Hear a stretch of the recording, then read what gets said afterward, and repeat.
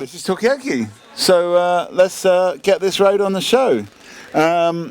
Basically the way this works is simply talking to this microphone about really whatever you want. Yes, you're going to be our first guest.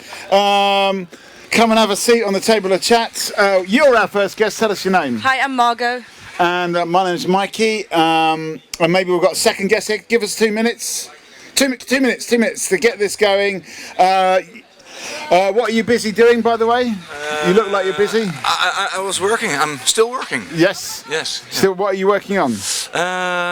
Getting some of the stories about MozFest into the press. So. Okay. Well, this is an alternative way to get some of the stories about MozFest into the press, or potentially it is a story about MozFest to go into the press. So, what's your name? My name is Gijs. Gijs. Yeah. And we have got Margot, and I'm Mikey, and this is the beginning of MozFest Tolhuistuin, MozFest House Tolhuistuin. We better, as we got you here, Gijs, let's get the branding right, let's get the terminology right. What are we calling this evening? Well, I'm calling it the bubble fizzy start of a great 3-day MozFest. Yeah. Okay, so there's a bubble element, yep. No, but I do think that bubbles, I don't know if you mean drinks or they're going to be some like bubble blowing, but I think it's just a very important start of, the way to network. When we were in Belgium, we were talking about what kind of beer would you give to people coming from abroad doing networking in Belgium, and everybody said the plainest beer, Jubilee, is the best one. Okay. Because it just doesn't offend anyone. Is that the same with conversation? The plainest conversation is the best? Keep it bland? I think you have to... well, this is it. Do you start... When you meet a new person, do you just hit them with something just really out there? Or do you just start... Hey, nice weather. I think it's a great comparison, getting beer and mix that in the diversity of groups that are online. I mean, there's no such a Jupiler for a person. Everybody has his own taste, and so I'd say just get to know each other and each other's tastes a bit better, and then recommend what you know is might be nice for them. Okay, that's definitely that's our first of the day. But I'm just interested, Hus, what's Hus? Hess, sorry. Different kind of name. So Hess, what's your kind of like opening line to somebody that you don't know? So you're at the kind of, you could be at MozFest, could be at another fest. What do you say to them? They look important. How do you, or maybe they don't.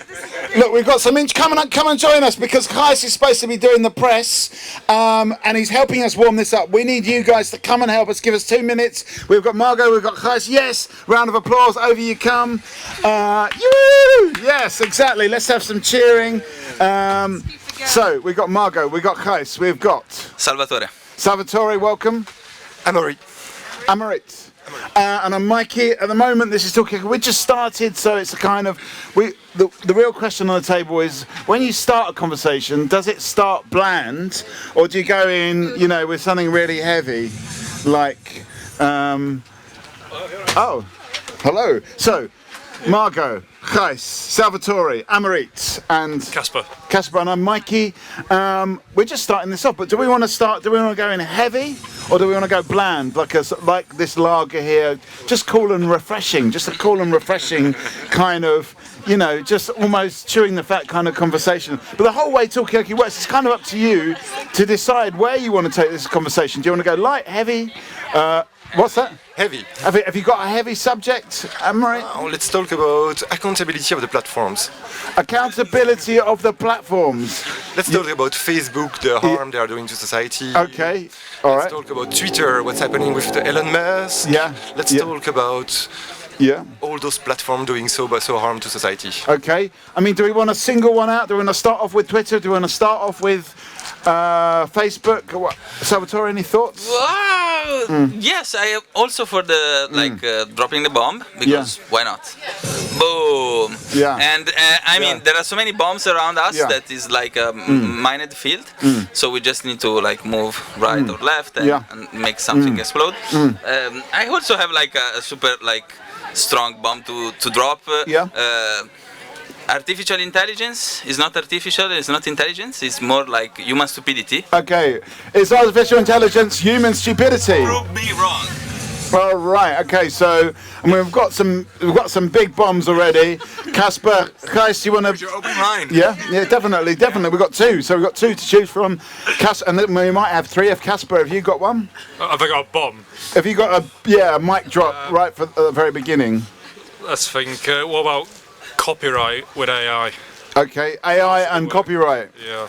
I mean, we could maybe combine all three of these subjects. I don't know. Something about AI. Is it human stupidity? Is it? Yeah. Is it human stupidity, or would you try it out even though you think it's human stupidity? Yeah. You know what I'm going to do? We've got a thing on Talkieki called Turn the Mirror. I'm going to ask you the question you're asking everybody else. Would you try it out? Have you tried it out? Have you dabbled with artificial intelligence? And what are the first signs that someone's getting into artificial intelligence? Yeah, I have dabbled a wee bit with ChatGPT. Yes. Yeah, it's true. Yeah. And what was your experience like? My experience was diverse, surprising, and altogether also very clear that it only works if you work well. So you have to provide the right input to get the right output. Yeah. And it's all about prompt engineering, isn't it? What is the future? I think, in my opinion, is more about prompt engineering. Yeah. It's about breaking a barrier between the machine and humans. Yeah. So essentially, there'll be a middleman who will engineer a prompt or write what the client wants. Yeah. And give it to the machine. Yeah. Okay. So there's going to be the king of prompts. Those people that can do. Have other people? Because I think we give Gijs a round of applause. He has dabbled with, and he's willing to talk about it. Has anyone else dabbled? Is it all about the prompts? Do we agree with Casper? Well, yes. I mean, it's strange that like now we build machines that we don't know how to run, so we need to learn how to run the machine we created, and we don't understand. So it's a kind of difficult situation. But I definitely tried ChatGPT. It's very funny, and I think like human stupidity. It's one of the most funny things in the world. Okay, so it's not that bad. It's just I mean, if you think most of the famous people are stupid and still, I mean, it's funny to be in this world, no? Yeah. I mean, give us an example of a stupid famous person. Whew. So what I would say is, how do you define stupidity? Yeah. Is it a scale? I mean, someone. Let's say I can think of someone stupid and famous, but I'm not allowed to say because it's my job in the middle to get people on the outside to kind of come. So you're not judging. No, don't judge. Imagine. Is that? I mean, it's a good point from Casper. Is that person super successful, super rich? I'm not. I've got people in my head that I can. Are they really stupid if they are on the top of the tree? How do you define stupidity? I'm sorry, I didn't mean to. You're talking about an orange person?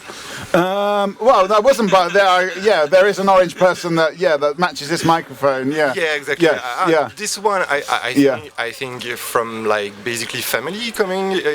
It's just, he didn't build anything by himself. Yeah. So there is no like honor for him. It's just like a family descendants. Okay.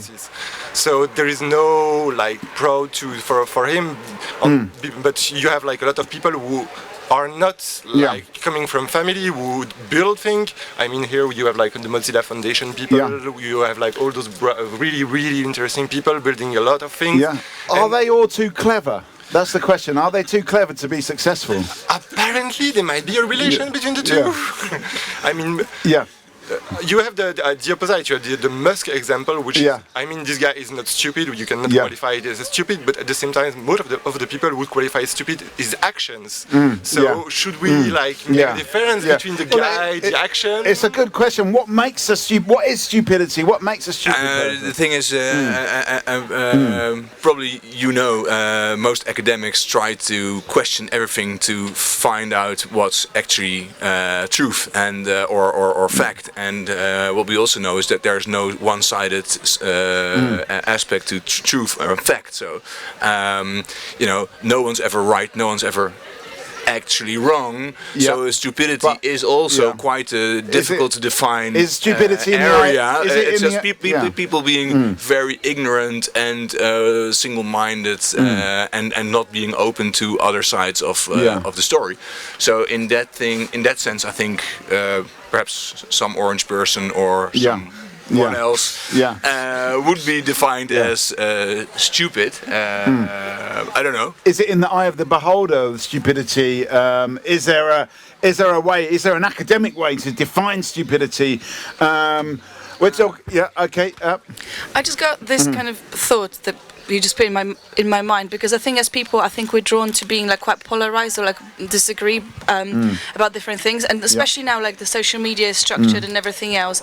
Even though probably you are right, where there's truth and untruth in two sides of a coin, whatever. But can AI? I mean, is AI looking at all the possibilities? Can actually humans learn from AI about how to be a bit more nuanced and a bit more grey, as opposed to black and white with stuff?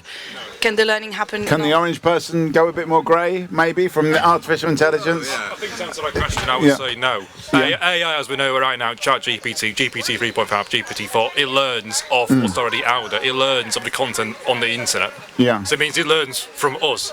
So if it learns from us, we can't learn from it. Right. Is what I would say at the moment. It may evolve in the future.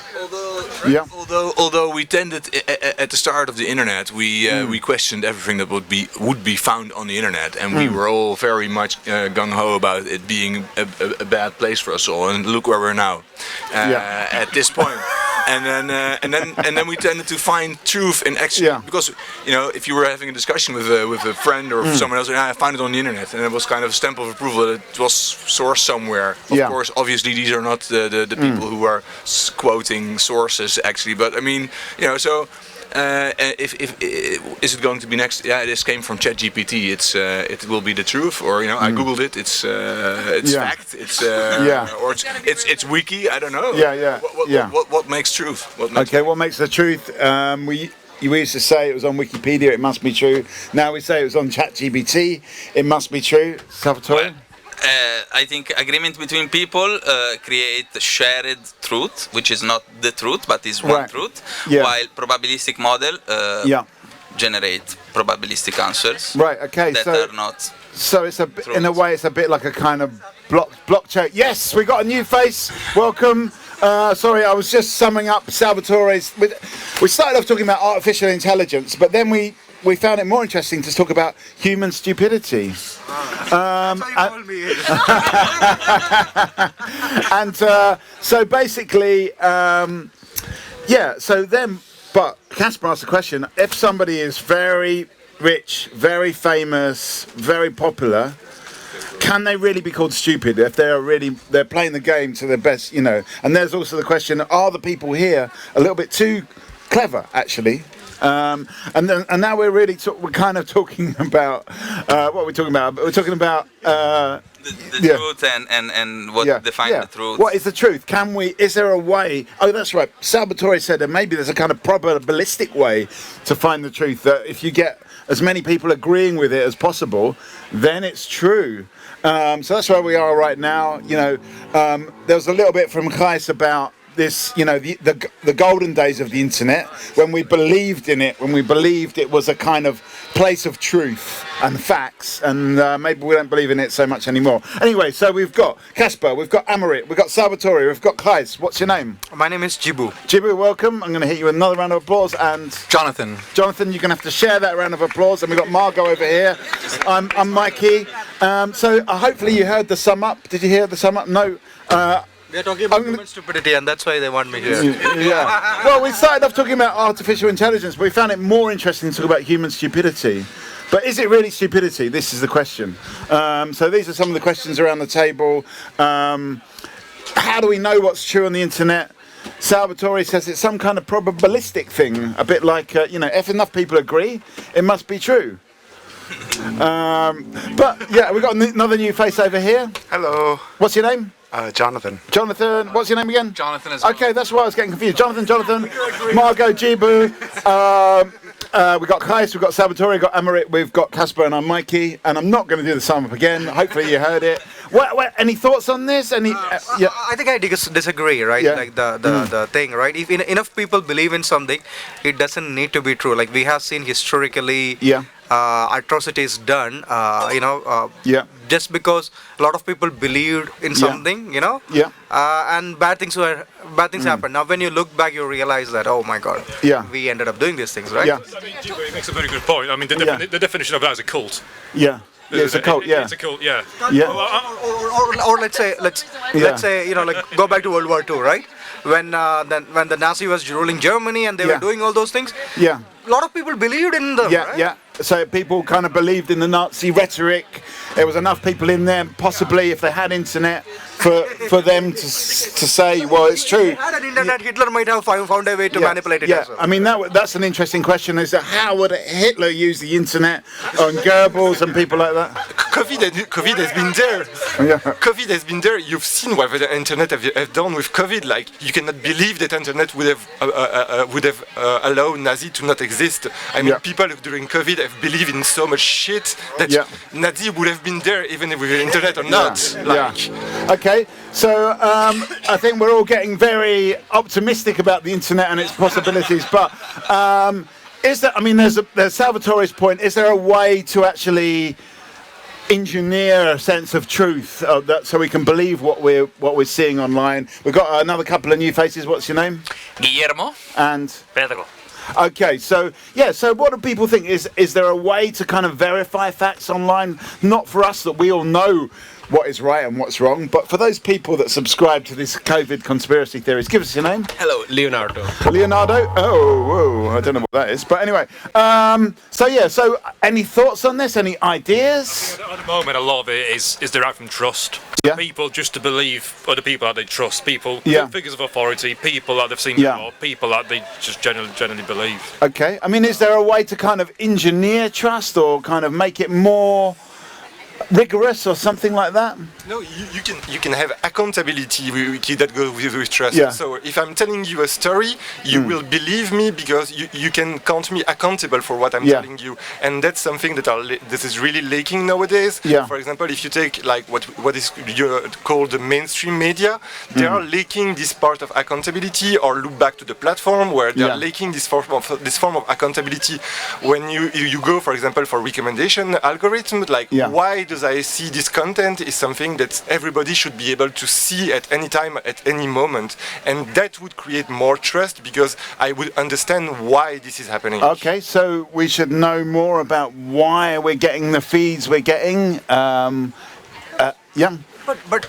the feeds has been manipulated from time and time again, right? That's one thing. Secondly, there is this whole question about public opinion versus media opinion. Does media create public opinion, right? We have seen from time and time again, especially in geopolitical situations, that media and a small group can create a public opinion. So if that's the case, then can you give us an example apart from the Nazis? No. I think you can go to the Spanish War, U.S. Spanish War, like that. There was a ship that blew up, and I mean I'm not recalling the right name, but we have seen that from time and time again, right? A group can always so there's so there's an incident, say for example in the Cuban-Spanish War, where a ship blew up. Not Cuban-Spanish War. That's a Cuban War. So the Cuban-American War. I'm not supposed to give any facts, but anyway. So and the people. Powers that be can manipulate opinions, so it's not that simple. There are some bad players. It's not just a question of I think that, you think that. There's some people that are manipulating our thoughts. So how do we deal with those people, Jonathan? I always wonder the limits of transparency. So we especially in this crowd talk a lot about that. But at what point, I mean, whether it was COVID, this information was available. But how much does it actually, in the end, influence certain people? Like you're saying, if certain media can tell a story and make a belief, how much does transparency help with that? Whether it's other conspiracy theories online, it's not like more transparency will debunk QAnon, right? So at what point do you need storytellers that have legitimacy that are able? Because that's the thing. We've destroyed these institutions that we had. Where if we're talking about trust, we had trust in maybe a government, or we had trust in a media, or whatever. We've destroyed those. The internet has helped a lot. but we don't necessarily know what we've replaced it with, right? And so we have a whole bunch of storytellers who have varying legitimacy. That's the question. I don't know the answer, but it's a very good point. It's always been popularity. Whoever is most popular wins the trust game, and that's either rightfully or wrongfully the case. I mean, and I think that's our human fault. That we tend to follow other people and not always dig further and create our own opinion. I mean, we're talking about human stupidity, really, and this has been the theme of this, as opposed to artificial intelligence. But is there? What he both said us completely resonate a lot with, especially this influencer culture we've been part of, right? I know people who take relationship advice from Instagram influencer or TikTok than from real professionals. And I've been a victim of that very time. Have you ever got any information from TikTok? Come on, be honest. We had some other people that have admitted to using ChatGPT earlier on, so this is a place where we can come clean. It's a safe space. There's no judgment. Have you ever got some information from TikTok? TikTok is banned in India. Oh, is it? Okay. Certainly, a restaurant recommendation or something. I mean, I guess there's probably a level of kinds of information, right? What I do this evening, I mean, who cares if TikTok tells me to do it or, I don't know. Okay. But versus maybe a understanding of a geopolitical situation. I think there's a sort of a level of media literacy that has to exist where you know, okay. I mean, in Finland, the election have been flipped by TikTok, and the fact that the youth have get the information from TikTok. So one parliamentary got his position from basically only the TikTok audience. So it can flip an election, TikTok, and the information that you're getting from it. Okay, so we're talking about, that's the best I could do for flipping an election. I don't have a sound effect for flipping an election, but that's the best I could do. So we are talking about the fact that we trust charismatic storytellers. We trust people that are good at telling stories rather than those that are truthful. Is there a way around this? Is there a way to engineer or come up with a system where there is more accountability or there is more somehow verification? I think we need better storytellers who tell the truth. I mean, again, this goes back to my point about transparency. Like, I don't know if the facts themselves in isolation actually end up changing things. That we can have a debate on human nature, we can have a debate of whether or not we should all be very rational, but I think I believe that we need just better storytellers, and that's what we've sort of destroyed when we've destroyed our institutions, and we need better storytellers that tell the truth. Okay. Yeah, I'd say, how do you incentivize storytellers to tell the truth? And how do you give storytellers who tell the truth a basis of operations that they're not living in precarity? Yeah. I mean, is there a way to kind of rate or rank storytellers according to their truthfulness? Is there institutions would have given you that. I mean, public radio, for example.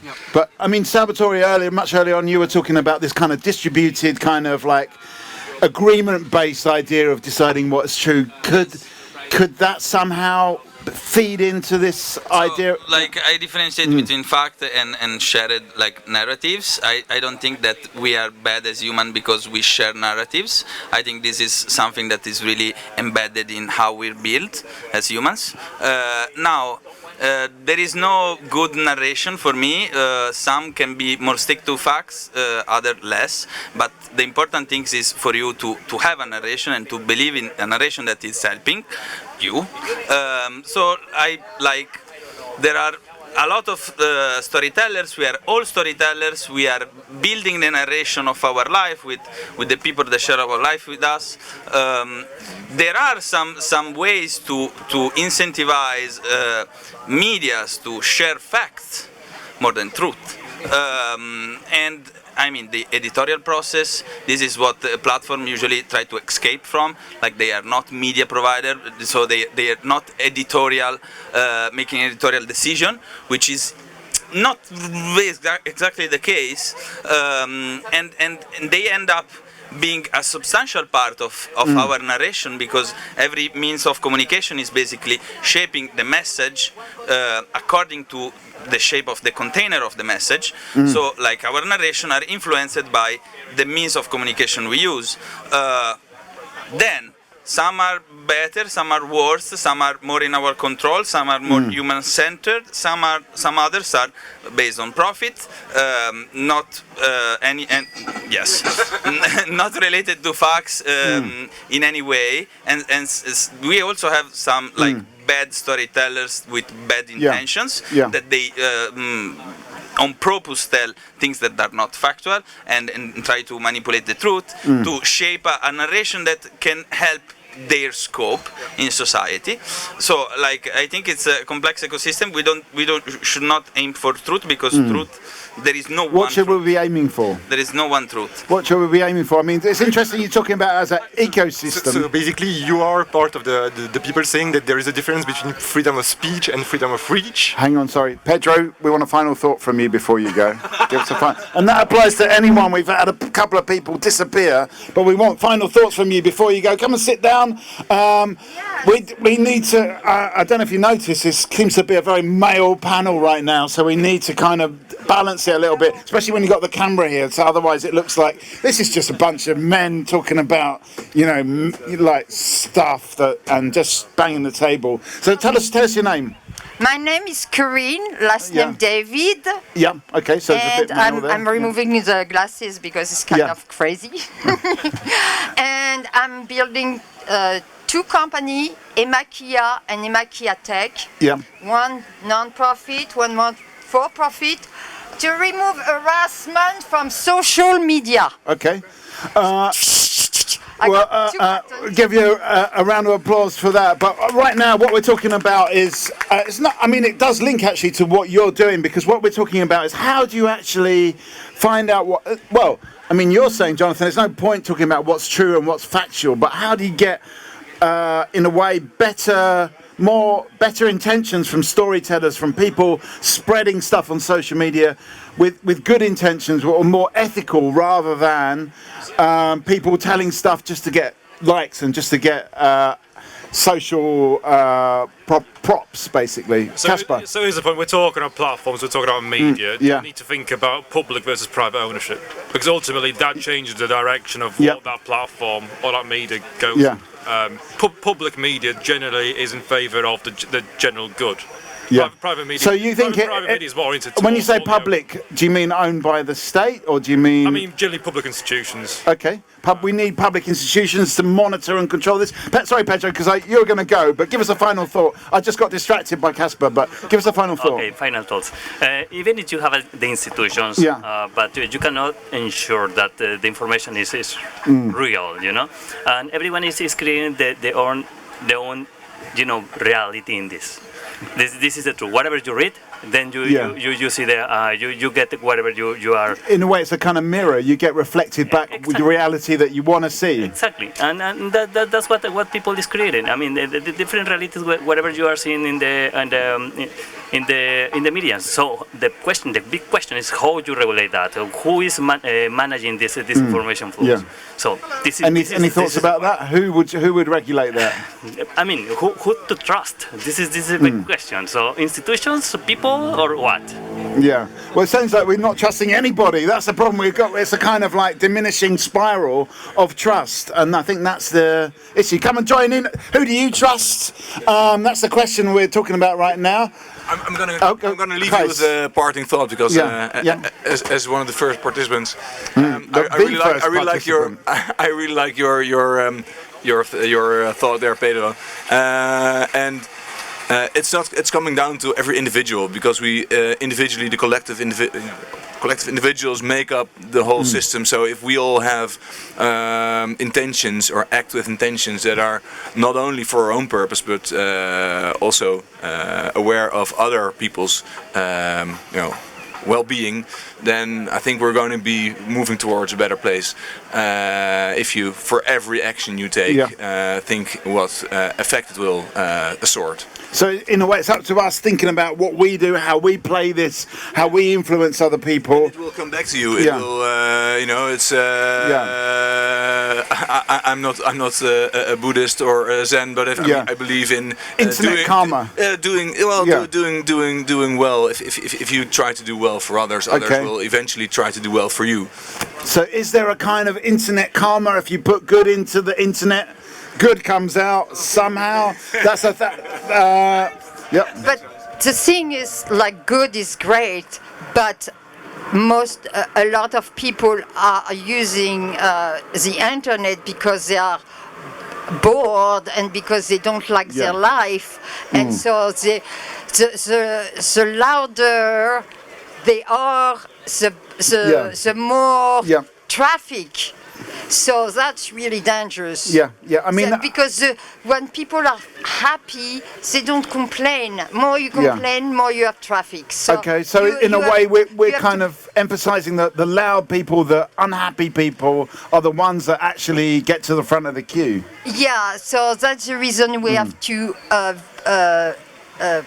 promote the people who do good, but the people who do good, they have lives, they do so many things, so they don't have time to write junk. And promoting their own selves. Okay, I'm just, hang on a sec, Casper, because I'm just going to sum up, and maybe this person come closer so you can hear what's going on. So we started off talking about artificial intelligence, then we moved very quickly onto human stupidity, which was no, this is your beer over here. That's your beer. We moved very quickly onto human stupidity, and then we started talking about, I guess, who do you trust on the internet? Why is it that platforms kind of, as you say, the ones who shout loudest? And basically, there's a very good point from Jonathan that it doesn't, in a way, transparency and facts are not really the point. It's more about who do we find the compelling story. And there's also a point over here that we always just see a mirror of ourselves online. And then Gijs, who's gone now, was saying maybe it's more of a kind of karma thing that you. If you put good into the internet, if you promote the right things, then eventually everything's going to work out. But that's where we are right now. Is there a way to cut, there's probably a bunch of people that know what they're doing here. Is there a way to kind of design it to actually bring out more good? Is it just us people kvetching about the stuff that we disagree with and we're just unhappy that there's other people with other opinions out there? That's also a possibility that no one's raised, actually, but maybe there is. Maybe that's a problem. And that's why. But it's Tolhuistuin. It's up to you where you want to go. I'm just going to do a quick round of names. So we've got Salvatore, Amarit, Casper, Pedro, Leonardo, and Emma. And Jonathan, and whoa, I don't know what's going on here. I've got a lot of bass feedback here. What's your name? Eric. Hi. Eric, and what was it again? Corinne. And I'm Mikey. So where do you want to take this conversation? I've given you a few tasty pointers. It's up to you to decide which one of those you want to grab hold of. Where do you want to take this? Leonardo, you've not said much, so... I was thinking, no one has mentioned the term education. Yeah. I heard... Yeah, people did say media literacy. Is it about... Media literacy in a way, yeah, but also, in a way, culture feeds media, and culture makes media, and media feeds culture, right? There's this sort of feedback loop, but media doesn't define culture, education does define culture, so I think literacy is the term that we should focus on when we want to generate the literacy to read, to understand who to trust. Hang on a sec. Amarit, we want a final thought from you before you go. Don't think I didn't notice. Give us a final thought. And if you're going as well, Salvatore, we want a final thought from you. You've got your final thought, so let's get a final thought from Amarit, and then... I think there is a lot of problem that could be solved by accountability, by just asking people for more transparency, more interesting transparency. Transparency is not like just putting out your numbers, saying who you are, but why you are doing thing, what is your mission. And I think with more accountability in that world, there is more problem that would be solved. Okay, so it's also just explaining why you're out there, why you're communicating what you're communicating. Karina, I'm going to come to you in a minute, but let's get a final thought from Salvatore. Most of the problems that we try to fix with technology are not are problems of humans. Yeah. Like I think trust is not a problem we can easily fix with technology because we weren't able to fix it with centuries of millennials of. Did we get anywhere at all with the trust issue? Well, I don't think we can define who to trust, like in general, as absolute value. It depends from people, time, context, and so on. But I just want to point out that technology is not always the solution. It could be also part of the problem, and maybe what you think is a solution is a problem. Yeah. So I think that, for example, big problem like trust should be fixed before to arrive to technology, not discussing among humans. And if we cannot fix them, maybe we should not. Okay, so it's not. There's a problem of trust, which is actually predates at least the internet, but it might predate the written word, predates everything that we can remember. Is the question of trust. But maybe we can have a go now at fixing that problem. Do the people fancy doing that, or do you want to take it in a different direction? Let's get your name.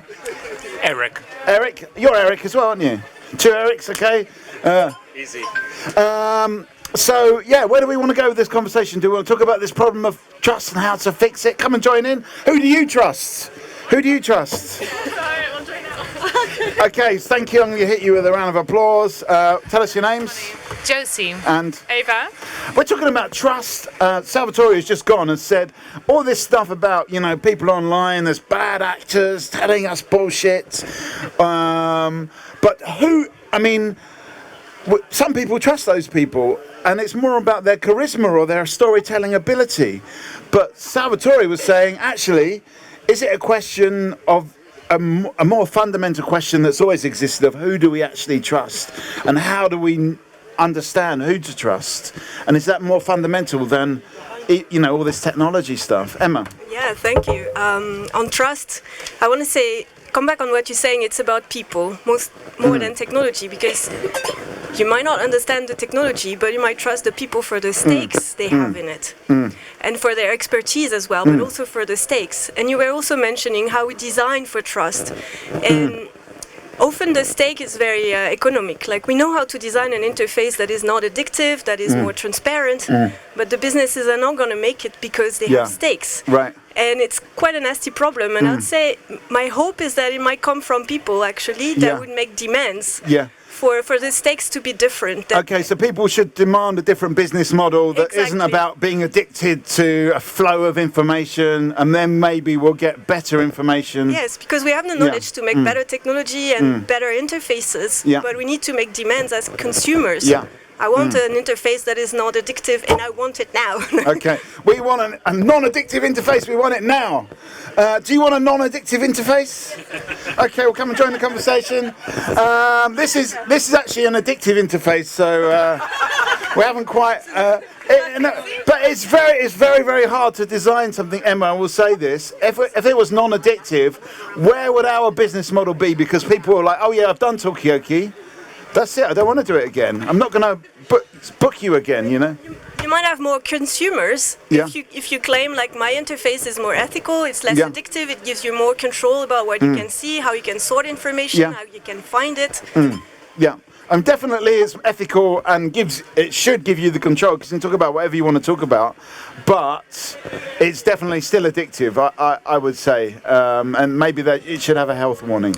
But I think, do you think that telling people that your content or your interface is less addictive and maybe doing something against the mainstream, is that actually going to work? Because even though there are people who kind of maybe pride themselves on I'm against mainstream, I just do that, I find my information in some tiny little platform somewhere from this one war correspondent who goes around and he's got I don't know, whatever. But I think the strength is in numbers, and I think it's just never going to happen. I just think mainstream is always going to rule what's kind of out there, and the form in which it comes out. Is it about business? Is it about something else? I think in capitalism it is. You can't really. I mean, I don't know. I'd like to see the people suddenly, turn away from the way things are done right now. But I don't think they will. I think it's just too addictive. It's too addictive. How do we knock people out of How do we kick the habit of kick the habit of business, of capitalism. Any thoughts, Ava, Josie, Casper? I think it has to do a lot with like happiness and your goal in life. So if money is your goal in life, then you will go towards that direction. But if you're really here on Earth to have an experience that is connecting with other human beings and making like the world a beautiful place, then I think capitalism is not necessary. Okay, so it's about what you want and what you project as what's important. Okay. Yeah. Do other people agree with that, Jonathan? Oh, I like that. I wanted to go back to Leo's point as well about education. Yeah. Right. If we have a free society, if there is the possibility that people build addictive but also non-addictive interfaces, we have to start at a very early age. We have to set those kinds of values and structure people to be able to understand and make those choices. And I also think, going back to even the conversation we were having previously, that I think if there are people that are serious about correct narratives, truth fact narratives, we just need more resources and the organizations to step up, and maybe the public sector on the public side, institutions to step up to say it's not going to sort itself. We believe in free speech, but we also believe in actually like a fact-based reality, and we have to put the resources and the business models around that aren't just optimized for the addictive interface. Yeah, I mean, there's also another point there about it's not either individuals or public institutions. It could be both working together. Any thoughts on this, Eric? Yeah, well, I concur on the economical. I think often they say that it's a technological problem, or that the problem is with technology, and that we have to regulate technology. But actually, it's the economical business model that drives that makes it an uneven game, so to say. Casper. So you could say like people should have like media wisdom or whatever, or education. Yeah. But actually, I think you just should use regulation to prohibit any addictive. Okay, so it's about the regulators stepping up. I feel like there's a big speech going on, so maybe we should just wrap this up. But we obviously, as soon as that's over, we will finish. We will. There's probably not even time to get final thoughts, so we're just. Thanks so much. We're just kind of like, pause. We're going to pause. We're going to pause for this important message, and then we will be back. Don't worry, it's electrically safe. It's all been tested by me. I don't know if that's a good thing or a bad thing. We've got Casper. We have got Eva. We have got Josie. Tell us your name. Julia. Julia and Noah. Noah, and I'm Mikey, and who have we got here? Margot. Margot, welcome. Earlier on we were talking about who do you trust? Are there mechanisms out there online to actually bring back trust? We've got Leonardo over here, who's here earlier on. I'm just explaining where we were going. It's up to you where you want to take this conversation. You can talk about something completely different if you want to. It's kind of up to you. So we were talking about trust earlier on. Who do you trust? Is there a way to kind of build in or design in or engineer in trust? Is it about, as you said, I think, Eva, or was it you, Josie, about just believing in people and being nice and not believing in capitalism, but other stuff, experiences and life and people? Is that the way to just overcome the mess we're in? We had some sort of people my age earlier on starting it off saying, I remember when we were really kind of optimistic about the internet and what it had to offer, and now it's kind of so how do we get back to that space? These are some of the things we talked about already, but we can go in any direction you want to take it. It's up to you. Right. I was just wondering because I think MozFest was originally online. Well, earlier on this year it was online, and suddenly it's in person, and I wonder how people feel about it. Did you take part in the online stuff, experience. And how does it compare? Is it more stressful? Because I find it a bit more stressful because now you suddenly have to talk. You don't have to. Obviously, it's nice to talk to people, but I find you preferred the online No, version. I didn't prefer it. I'm just saying in person is a bit more stressful. Right. Okay. Who went to MozFest, the online MozFest Fest? Anybody? You did?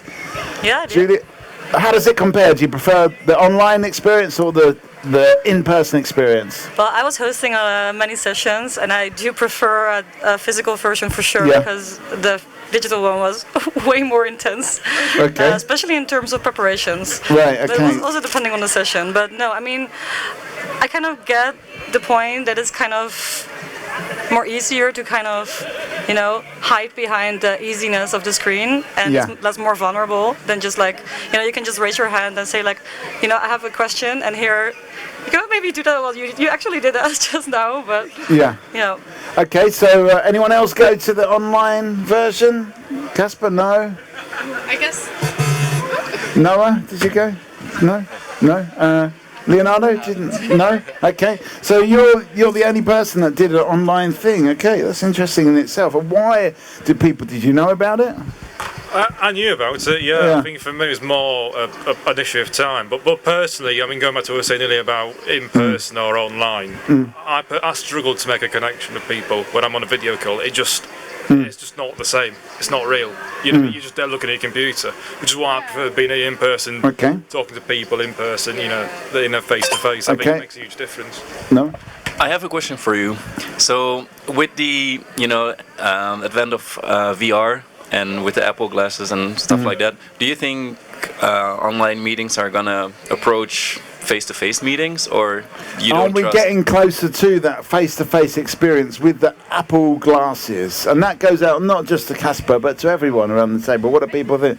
I think so, because whatever Julia was saying about how like online you don't have to be as vulnerable, right? Like you don't have to show yourself, so then that probably means that you can't really get connection, you can't really trust each other. But if already the difference between just your voice and video is like really big, all of a sudden in a video you're like, oh, like fuck, people are seeing my house, like it's vulnerable. So I imagine if there's more of that, like if you're revealing more through online, then it could actually make a difference. Okay, so it's actually, if you reveal more online, it's more trustworthy, you're more vulnerable, but you're more connected as well. Well, I think like most important thing about conversations is about the mimics of your face, the kind of gestures you make with your hand, like body language evolving from a conversation. And it is something that's really hard to mimic online. I mean, it's doable, but I think that's really a point when we will touch like the physical and digital conversation and match that. But that takes a lot of shape, and you don't get that in a two-dimensional experience. But, I think Noah's point was it's going to get three-dimensional or four-dimensional. Will it be? Will that make a difference, or do you think What do you mean with four-dimensional? I don't know, I just said it. What do you mean by four-dimensional? Like for example, smell and surroundings, and a bird flying by. Like these are the things that kind of shape an event, right? And the random stuff as well. Right. Is there going to be more random stuff like the birds? I think it also has to do with that you're both together in the same space. So you're experiencing also like and that also really like connects you, I think, differently to the person. Just briefly, just go back to Noah's original question, I would say no. Because yes, it's more realistic. Yes, if I put on my Apple Vision Pro goggles and I see a 3D model of you that looks absolutely amazing, that looks just like you in person, it's still not you. It's still not you. If I do that in my living room, it's still not you. And would you have your own living room, or would you have like Louis XIV's living room? I think I'd have my own. Okay, you have your own living room. Okay, yep. Why do you say it's not really you? Because it's a different type of representation, but it's not saying that it's not me present, right? It's just kind of pixelated. Okay, I mean, maybe it won't be that pixelated if technology improves. No, but I mean, less, not like. What is really you? I think right. That's the question, right? Do you say like, well, I'm not there when I'm on the screen, but I am there when I'm physically there. But maybe I'm mentally like not really there in the conversation, not really listening to you. So is it then not me as well? Yeah. Are you mentally here in this conversation? Not sure yet. Okay, I mean, that's fine. It's kind of, there's no judgment here on Talkie. You can be drifting off thinking about other things. It would be interesting for us, I think, to find out what you're drifting off thinking about. Are you really you? That's what we're talking about. And when you're online, are you really you? Or are you, some people are sitting around the table, but they're thinking about other stuff. So are they really them? Are they really here? Or are they in, I don't know, somewhere else? At the end of the day, that is an accurate the representation of who you are, of yourself. Whether you're actually there or whether you're dozing off thinking about someone else, it's you. Okay. You know what I mean? So it's fundamentally you. Yes. Okay. Yeah. We've got a new face to the table, and you are fundamentally you. But who are you? Yeah. Well, I'm Abe. Yeah. And I'm originally from Mexico, and I've been living here for quite a while. Okay. What's your name again? Abe. Abe. Short for Abraham. Abe. Okay. Abe, we have got Casper, we have got Eva, we have got Josie, we have got Margot, we've got Noah, we have got Julia, we've got Leonardo, and Emma has joined us again. So right now, we've moved on, we're talking about internet meetings, and we talked about the MozFest that happens. Is it better to be online? Are you really you when you're online? If say Noah posed the question, if we've got this incredible technology and we're actually in a kind of three-dimensional, if this was a three-dimensional talkie, yes, you can come and join us. Please do. If this was online, would it be more real, less real? Would it be really us, or in a way, would it be the same experience, or would there be something missing? And some people feel there's something missing, other people not. We got some new faces. What are your names? Tigo and Laura. And we have got Abe, we've got Casper, we've got Eva, we have got Josie, we've got Margot, we've got Noah, we've got Julia, we have got Leonardo, we've got Emma and Mikey. And we're talking about, are we really us? Are we really us? I think that's an interesting question, just when we're actually here in a conversation now on the Talkie, but also if we were doing this online, would we really be us? Noah? Yeah, I think it also touches on the question, like, what makes you real? Yeah. I'm gonna do that technique again of turning the mirror. What makes you real? No. What makes you real? It is for sure the presence that you have. So for me, like, fundamentally, what is real is consciousness, and.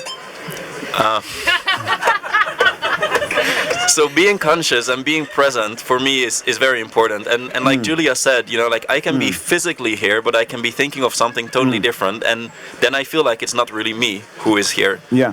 But what, is it like kind of some kind of shell or some kind of maybe avatar? Like your body is just the flesh, and there's also the mind. The mind is where you really are. Yeah. But there's also like some like bioelectricity or something like that. You can feel, like, when you're close to someone and they shift their mood, you can feel it, and I think that's also very important. And I think VR goggles are not gonna transmit that feeling of being close to someone. Okay, so we're talking about do you feel the bioelectricity on this side? You do.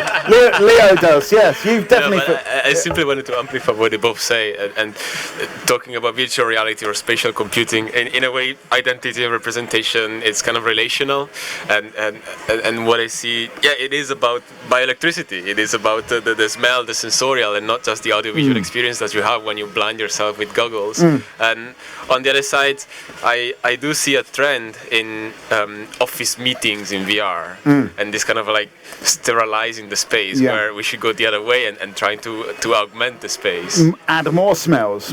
Yeah, definitely. What do people think? Should this meeting be more smelly? Should we be communicating more with smells and opening up the kind of, it's not, okay, we're talking, we're listening, there's a visual element. Should we be, using all of the senses here? What do people think? Come and join us. What's your name? Hi, Laura. Laura, we have got Josie, we've got Eva, we have got Casper, we've got Abe, we've got Laura, we've got Tico, and we have got Emma, we've got Leo and Julia and Noah, and I'm Mikey. Well, you know what it's about? It's about being really here in this conversation, not thinking about something else. So at the moment we're talking about being really here, and what is the magic? What is there some kind of bioelectricity, as Noah said, about being here live? Is it something? Is it about the smell, about the shared experience that you just can't mimic online? It's not just about human connection. I think that is the one that you cannot replicate digitally, virtually. And what is? Can you disagree? Yeah, I think it is all about connection, but I think they're just like different tools. But you can use.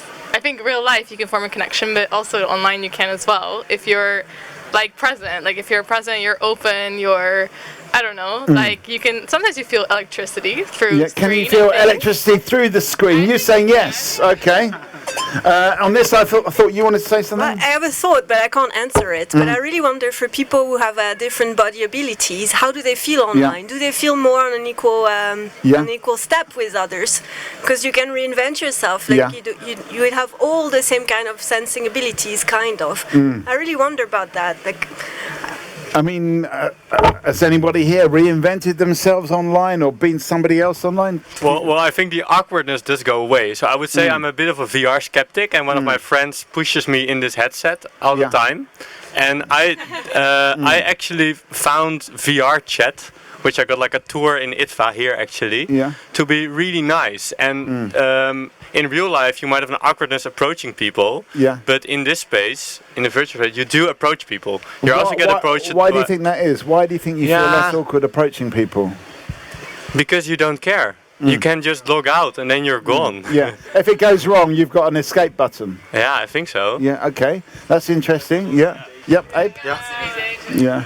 Yeah.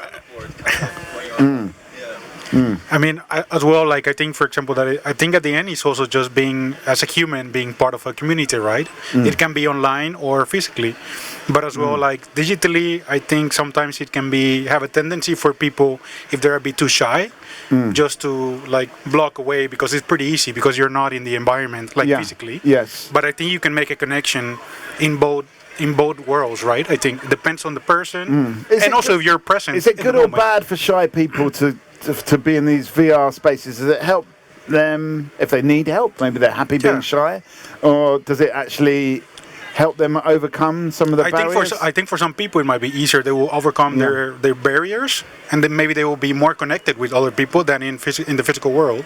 But I think that will be like a gateway for them to be more connected in the physical world. Okay. So could actually connecting in the virtual world help us connect in the physical world? Laura? I feel like I have a little daughter, and I'm worried about it. I feel like if you don't do the kind of human level first and the digital second, if you do the digital first, then I don't know if you'll really do the human thing second. Right, okay, so you're a bit worried that your daughter's going to just kind of go into this kind of digital... Oops, sorry, wrong button. Who turned the thing around? Right, that's the button I wanted. Go into just be stuck in the digital world and be completely alienated from the physical world. I think being stuck in the digital world also has to do a lot with like being present, like always do it from like a certain point of view, like do it from like your home or from your office. And I think, for example, especially in a Zoom meeting where you have like this like, little screen or a very big screen with yourself, with your kind of atmosphere also facing, that kind of conflicts with your mind sometimes. And I think as well, like I do believe in online connections very well, like very strongly, but it's kind of different when you kind of step out of it and you're immediately like back in your bed again or back in your room again. You don't have the experience of traveling somewhere, going actually through to live in that moment. You know, it's kind of the switches so rapidly, so instantly. I think that really inflicts sometimes. So that maybe, and it also feels always a comfort, you know, because you can tap out and also you can still be surrounded by your own kind of living space. And we tend to leave our house less, for example. Okay, are we? Never mind. Laura. Laura's daughter. We're actually getting stuck in the digital world. We're leaving our house. It's very comfortable. Do people agree with that? Do they find it comfortable being on Zoom and then we? Oh, that's interesting. Anyway. No, you stay there, Laura. You've dropped the bomb about your daughter, so we need to find out a bit more about this. You know, and do other people feel the same fear about the next generation? Are they going to be too digital? I don't have children and I can't really speak for the experience of a parent, but a friend of mine has a young kid, 11 years old, and I could notice how he built real social connections, and sometimes with very diverse people. What is slightly worrying is that they're older than him, but it might be an asset too, because he gets exposed to other ways of thinking. It seems to work well for him. So I'm just trying to see silver linings. So there are some he's making all kinds of connections with people of all ages. Is that a bad thing? Is that a good thing?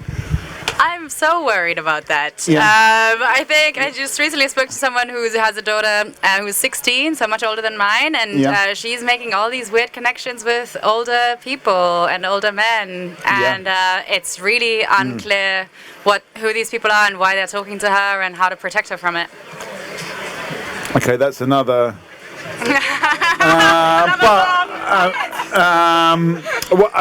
What do other people think about that? Yeah. Well, I have a funny experience to that. So when I was walking in VR chat, there are a lot of kids.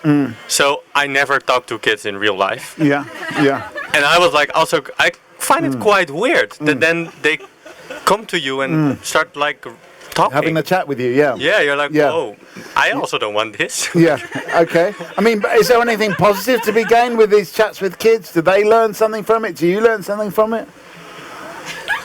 You're not sure? But they're just running around and goofing around, so... Yeah, okay. How did you know it was a kid? How did you know for sure these were kids? That's a really funny question, because the avatar changed depending on the height of the VR headset. Yeah. So the...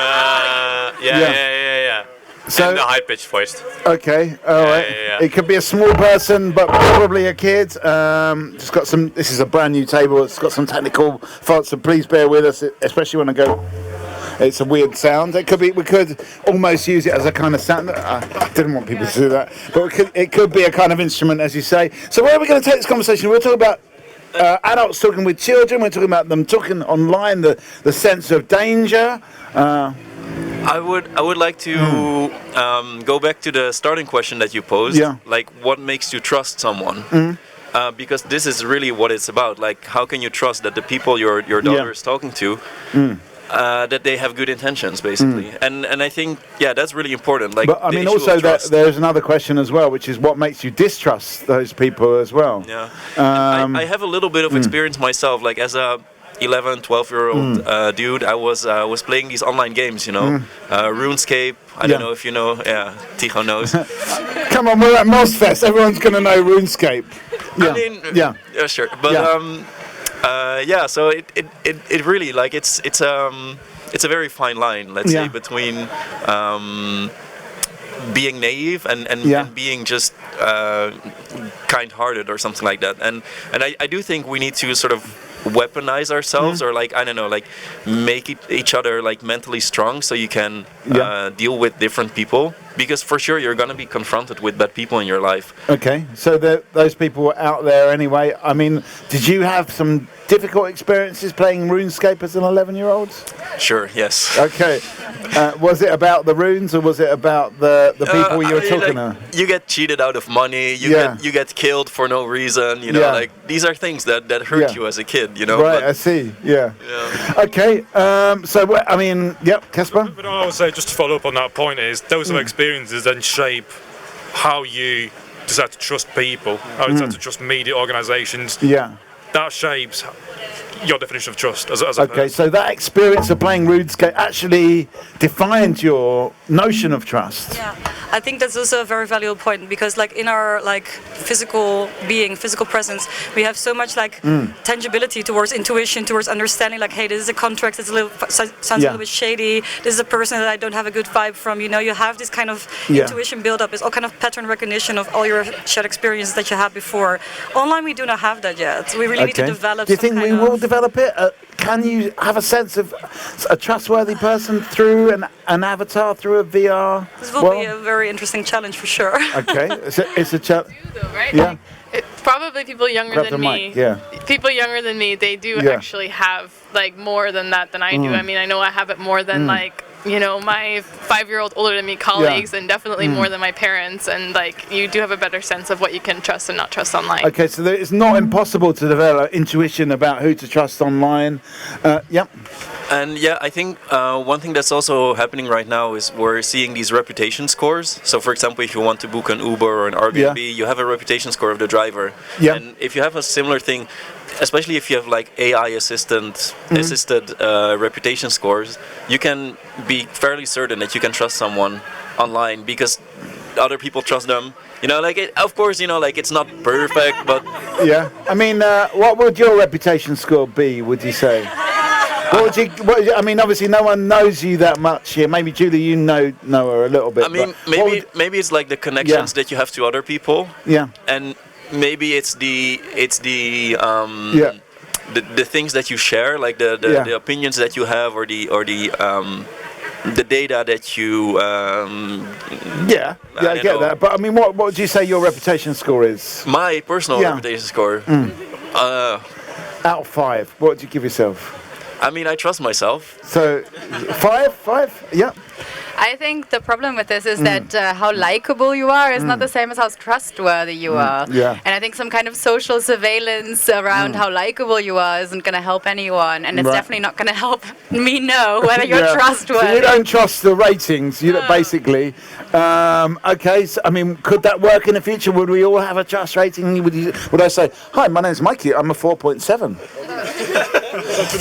Has anybody seen Black Mirror? There's an episode about social ratings in Black Mirror. It doesn't work. It's not a good idea. It doesn't work in Black Mirror. But does that mean it doesn't work? No, but I think the premise is, I don't think it would work in real life. I think it showcased. What was the problem in Black Mirror? Why did it not work in Black Mirror? It was biased. People would abuse the system. That's basically the problem. I mean, these are the problems we have in everyday life across everything. What would you give yourself as a social rating? Would you? I'd go right back in the middle. Yeah, 2.5. Yeah. But because I'm biased towards myself. Yeah. Okay. It's for other people to judge me, isn't it? All right. Okay. I think actually there the problem is that there is a position of a person or an organization or government, whoever, who sets the definition of success. So who sets what raises the bar or not. And I think that's just not an ethical question to ask, Yeah. So in a way, you're not asking how good a person you are. You're just like how accepting the institution is of you. No, it's who sets the parameters, who defines, who is getting a good score or not. Yeah. And that's not something that you can do objectively. That's not possible. Well, I mean, are there any things that you can be objective about when it comes to people?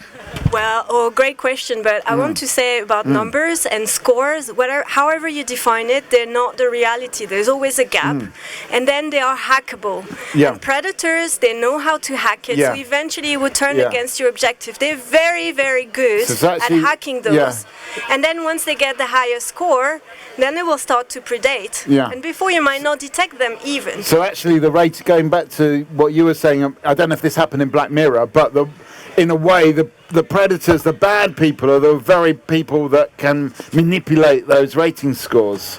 Do we? Yep. There's a question over here, Laura. But I wonder what people around the table think about my AI, the Snapchat tool that is kind of a trusted partner that people like young people on Snapchat can talk to, that is a fully GPT-powered kind of pseudo-friend.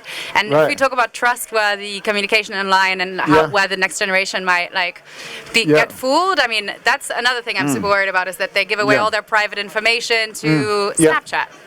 I mean, what do people think about that? A Snapchat friend, an AI friend? Has anyone got an AI friend? Would you like an AI friend? You want an AI enemy? You want an AI enemy? Yes, to train against. And how would you relate to your AI enemy? Well, how would that work? I'll train. It's interesting also to get practice. Like for instance, the kid that has to learn what kind of people they can find on the internet when they're young, and that would be predators, and how to start to detect them or react to them. And even if it's not as extreme as a predator, somebody that you have maybe like an AI bully to actually work out how to deal with a bully and protect yourself. And also, you could also help bullies to train themselves. There's very little that is done about how to help bullies. Okay. It's kind of a taboo. Yep, okay. Some very good questions here. Laura, give us a final thought before you go. I like the optimism. Okay. Got to keep it going. Are you off as well, Julia? Give us a final thought. Yeah, I'm really thirsty. You need a beer. That's your final thought. Okay. We've got a new face over here. Tell us your name. Ileana. So yeah, basically we're talking about trust. We're talking about AI friends. It's a good point from Laura. Would we come and join in? We can be a real friend, not an AI friend. But would people have AI friends? Is there a place for AI friends and AI enemies, as Emma says? Would it be good actually to have AI enemies and actually, actually help us deal with those difficult situations as well as the nice situations? Noah, are you off or are you just moving? You're just moving, okay. Because we want a final thought from you. Oh, you are going. We want a final. No, you're just moving your bag. Okay. Right. All right. So just stay there. Just forget I said that. We'll just rewind. We just rewind that. So that's where we are so far. It's up to you to decide where you want to take the conversation. What's your name? Kieran. Kieran, I'm not going to do around names because I'll do that. I'll save that for later. We're talking about, there's a few different strands. AI, who do you trust? Training people to be, in a way, more savvy. Could this be part of this kind of future of the internet? Where do you want to take this? People, it's up to you where you want to take the conversation. Well, I have a story on this AI friend stuff. A friend of mine actually did this coming out to an AI bot. Right. But already like 4 years ago. Right. So they practice coming out. Yeah. So he was, or I don't know if he was really afraid, but he first talked to an AI app. Yeah. For I think 3 months long. Right. And talked the whole thing through. Yeah. And he said it really helped him. Right. Okay. Which I found a positive thing. Yeah. In a sense. Do you know how it helped him? I'm not the person, unfortunately. It's really a friend. Yeah. I think the AI was very friendly, constantly. So supportive, in a way, supportive. Yeah, and didn't get boring of anything for 3 months straight. Kept on talking. Other people were really like, yes, we got the idea, we know, it's fine, it's great, well done, off you go. But the AI was very patient. Okay. For me, it's like, you're like, for therapy, it's good, and I mean, I get that point. Yeah. But for me, kind of, it's scary because I feel like, or scary like I would rather get to know how we can connect as human beings. Yeah. Like connecting that rather than having something in between us or like something that is not real and that needs energy from I don't know where. It needs a plug socket. Yeah. Yeah. So it's like where are we going towards if we focus on AI or technology, because actually we need energy ourselves, to connect, and you need another energy to facilitate that. So it's like kind of you're diverging a bit the connection, whereas if we would just talk, we could. Okay, are we? Yeah, I mean, what do people think? Does it matter that these AI helpers or these AI friends need a plug socket? Does it matter they're not real people? What do people think? Anyone else got an AI friend or got a friend that's got an AI friend? Because we don't, a friend of a friend of a friend. Jibu, come and talk. Have you got an AI friend? That's what we're talking about at the moment. And is it good to have an AI friend? Tico over here has got a friend of a friend that is as an artificial intelligence, and his friend talked to the artificial intelligence for many, many months about coming out, about how to actually talk about it, and felt very supported by this AI. But Josie's worried that actually it's weird to have a plug-in friend. So that's where we are right now. Yep. Isn't it a bit like weird to be like rehearsing real life scenarios? Have you ever done AI? that? No, I haven't. You never rehearsed a real life? No, because part of like what makes us human, what makes us real, is that you try something out in front of a real person, and the stakes are real. You can say something. I mean, obviously, if it goes badly wrong, and you say your friend's parents go like, "Well, we don't want to hear from you. You're not our son or daughter anymore." Obviously that's really hard, but that's really. Like part of being human, you can't really rehearse this shit. I don't get. What do people think? What do people think? I don't know. I detect some skepticism, I have to say. I'm gonna go to you, Emma, and then Casper. I just want to say that because I'm a researcher, sorry, that when it comes to. I'm only giving you that because you wanted it. I think there's nothing wrong with research. But when it comes to phobia. Virtual reality and exposure therapy works. It can work as good as the exposure to real things. Just imagining it is stronger than telling you, for instance, close your eyes and imagine you're in a bad situation. You can do that better than if you are in a bad situation and then close your eyes and imagine that you're not. Like the imagination really works to work on the phobia. So there are good work that shows that there's a potential there. So if you have this difficult situation to rehearse and it has to do with your fears could go a little lower because you're more prepared and used to it. And it doesn't mean that you should keep it virtual. That's not my point. I just think that there is a bit of help. So the rehearsal can actually help us lower phobias, exposure. Jibu? Yeah, I mean, there are benefits, but the problem is codependency, right?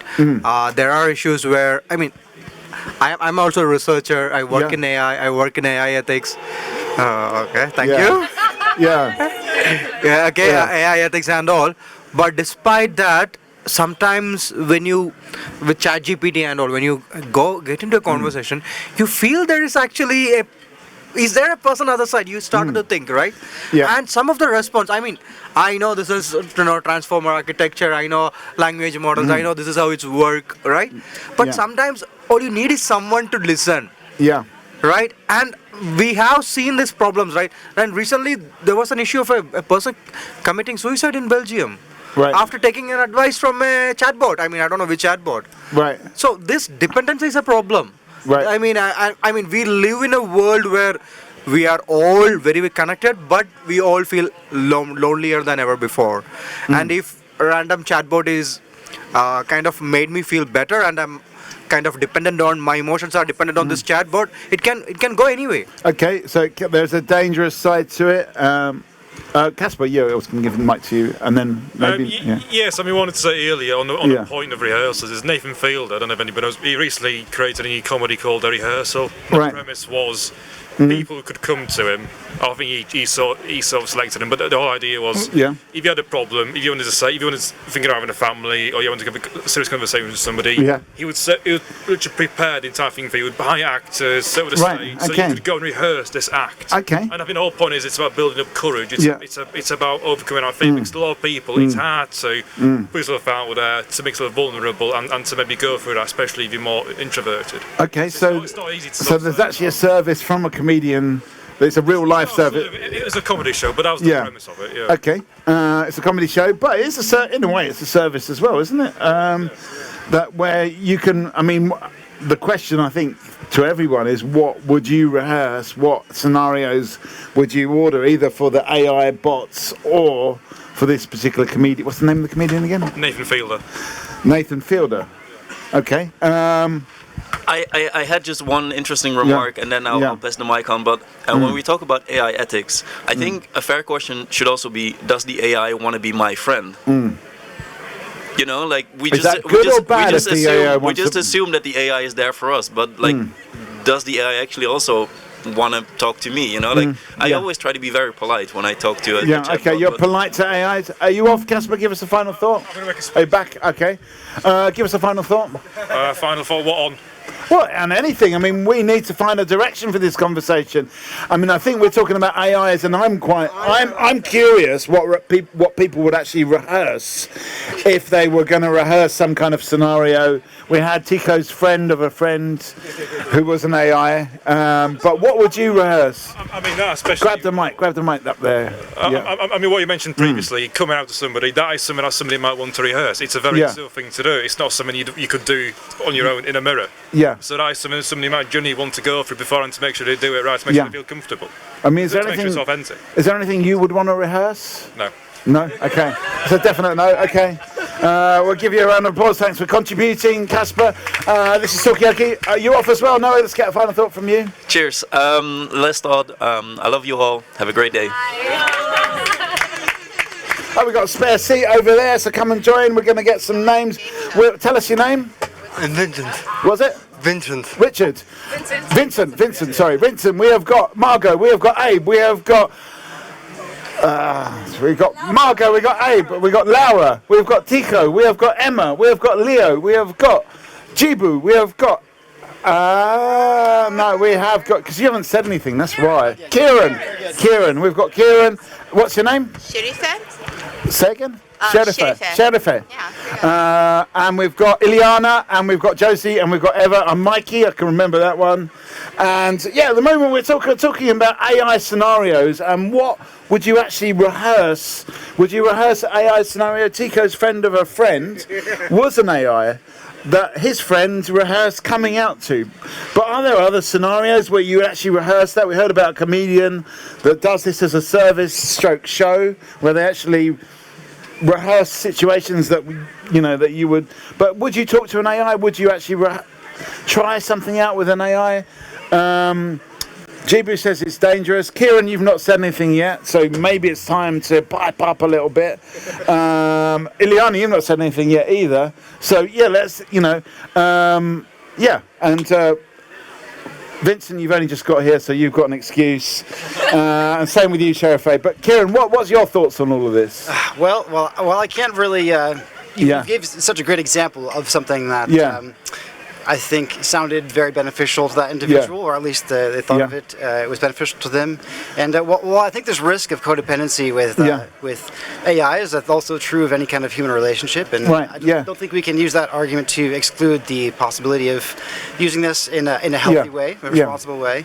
And how do you really quantify someone's personal experience? I mean, maybe we're causing a whole generation of healing here. Yeah, I mean, maybe that's the whole confusion of this entire show, really. We can't really quantify people's personal experiences, and maybe that's why we're getting into all these muddles and messes. Ileana, have you got any views on any of this? I think the examples of using AI for practical things, like the coming out thing, I think is interesting. I would use it for job interviews, for example. A job interview, yeah, like something that's just low lift, but could use some help. A job interview, But I do think it's interesting I think someone said the consent thing. Like, does the AI consent to being used by you for that purpose? And I don't know. I mean, it's a weird dilemma. We're into a little bit of ethical minefield. I've got a button for that. So where do we want to go with this conversation? Job interviews, a really good one as well.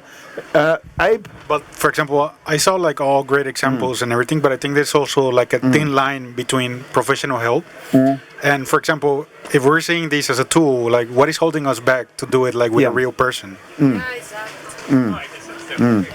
What's holding us back to do it with a real person? To have these. Okay, I'm going to turn the mirror on you. What do you think is holding us back? Yeah, I don't know. I think it's our own insecurities. Maybe we're also isolating ourselves a lot, also especially after COVID. I mean, do you think it's easier to talk to an AI than talk to a human sometimes about difficult subjects? I think we tend to use it very easily because it's not real, let's say. So. Okay, so it's easier because it's not real. Okay, so we've got a new face over here. Tell us your name. Jan. Nice. Jan, welcome. I'm going to hit you with a round of applause. Oh no, it's not working. Oh no, we have to get a real round of applause. Okay, we can do that, so we don't need this. Anyway, it sounds a lot better, doesn't it? And we'll make the sound, Yeah. Nature sound. Sometimes it just needs to be, do the daunting sound. AI. Right, that's just going to restart.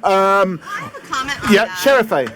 But isn't that just exactly what we're talking about? Because that might not be an AI, but it's a digitized approximation of a clap sound, right? Yeah. And it's very different from when everybody claps, right? It has a different meaning, different context. And you're privileged. Everyone else has got a virtual clap, but you got a real clap. But that's just the difference that you have. If you use an AI tool, it's exactly does it matter? I don't know, does it matter to you? No. No, okay. Zero. It's not working. Anyway. Anyway, so we're talking about in a way, the difference between AI and real life. It's a lot more juicy and visceral and loud and multi-directional in the real world than in the AI. Definitely, I think we could say that with the round of applause. Maybe not so much that, but and let's have another round of applause. Just this experience. Everyone's going to go, wow, these guys are really having fun over there. Right, so where do we want to take this conversation? It's kind of up to you where you want to go, Tico. Yeah, I was just thinking about this while we were all clapping, is that a lot in today's world is focused on the productivity. I was thinking about the difference between asking to a real person or the AI person. And in the productivity, you expect things to be it needs to be there today. It needs to directly be there. And what I find interesting is with the open AI stuff, the chat stuff, you immediately get it.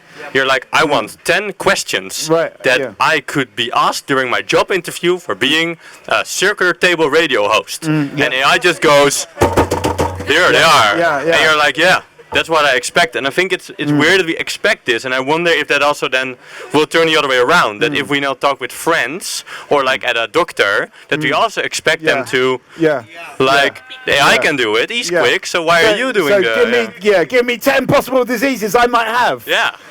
I wonder if it's gonna backfire. Okay. I think how our behavior changes with this technology. The Tico, right? Your friend's friend is AI, right? Yeah. We confirmed that. Yeah. But what Tico mentioned, because I had a chat with a couple of academicians from Germany, like 2, 3, 4 years back, and they were working, telling me that they started using. So they were a couple, and so normally the husband asked the wife, honey, can you please get me a glass of water, right? But just for the sake of this conversation, I'm not getting into. Just assume this as a hypothetical scenario, right? Yeah. So, or let's do the other way, right? The wife used to ask the husband, honey, can you please get me a glass of water? Yeah. Now, what happened was, down the line, after a few months, it became, hey, get me a glass of water. There's no honey, there's no please. Okay. Now, this got the partner thinking, what happened? But in deep diving, they realize that that's a period when they got a Alexa at home. Oh, okay. So you don't ask Alexa, can you please play Beatles? No. Alexa, play Beatles, right? Right, okay. So it programmed you. Talking to AI changes how you behave to a human. Like Tico just mentioned. Now you want everything instantly. Okay. Right? That's going to be have a prolonged impact, right? Okay. That's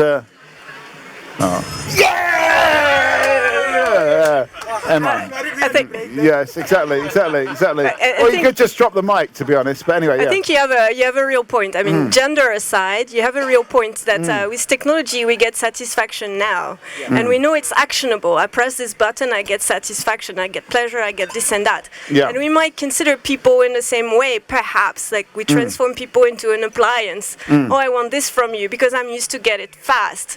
Also, the time is interesting. Like the time to wait for the questions, like you say, the time to have the space to think, to develop an idea, and it doesn't come all prepared to you. You have to see the reasoning behind, and that's what makes it valuable and understandable. Is more the reasoning than the actual results. And then also with people can be the same. We might not understand like what's going on for them. We're waiting for a pleasure to come. You have a point there. Okay, all right. Okay, so are we getting too impatient now with AI? It gives us 10 answers straight away, 10 questions to ask in this talk show host where I'm just talking about stuff. Just in order to come up with the next question, it might take me a bit of time to come up with what that is. And I might need you to do it. Okay, yeah, Eva. I just wanted to, it's a little bit of a detour, I guess not, well, I was just thinking about the expecting things from people fast, like in a list. Yeah. I actually, I feel like I have been changing like that recently, but it hasn't been because of AI, it has been because of working like a job in a tech company where everyone does that all the time, and it's like, I mean, it's kind of technology interface. Yeah. Okay, so since you worked in a tech company, a corporate company, it's like, give me the 5. It's like bang, bang, bang, bang, bang. Yeah, you gotta reply in 2 minutes, and then I feel like I expect that now more from other people around me as well. Okay. I'm less patient, but also like the way AI currently, or at least the Chat GPT, like how it's kind of being used. A lot of it is just in the same spirit, right? It's like, oh, I'm just gonna quickly get these things done and just add to my productivity in this job. Okay, so productivity is a question, but is it a good thing? Are we becoming overproductive with AI? Are we being demanded to be overproductive? We've got. Did we get your name? No. What's your name? And I'm going to hit you with a virtual round of applause. Thank you. There's something about that. Thank you very much. Yeah. My name's Jesse. I think the productivity thing to me makes a lot of sense. So I spend a lot of time thinking about the kind of metaphors that we use when we talk about AI or when we design stuff with AI. And I think the metaphors a lot of the time show that kind of logic of productivity, right? Because they work within like a logic of capitalism effectively, right? So like, and then if you design it as a service, like a chatbot that gives you quick gratification that you probably pay a couple of, if it's just one API call, you pay a couple of cents for, that falls within that logic as well. So you kind of have a responsibility for the metaphors that you use to make these things, appear in the world as they are. I mean, what you're saying there, though, Yes. So are you saying that's just how we're going? It's just how is that logic? Are we kind of like caught within that logic that we will just be, because a lot of people are, in a way it's translating into human interactions as well. Yeah, absolutely. I think it would be very short-sighted to ignore that. I mean, it's not like AI, and I mean that's a good way to think about it right now. Obviously, a lot of AI stuff is out in the world now, and not just in the research labs and stuff. But like, even in the research labs, it's still technology with a very unfortunate name that comes out of a historical trajectory that gives it that very unfortunate name, and that trajectory is by and largely shaped by Western capitalism. So. Okay, are you a researcher? Yes. No, it's down to Emma that you're getting that because she asked for it. She's a researcher. We've got some researchers around the table. Is that the trajectory? Does it come out of the research lab? Does it come out of Western capitalism?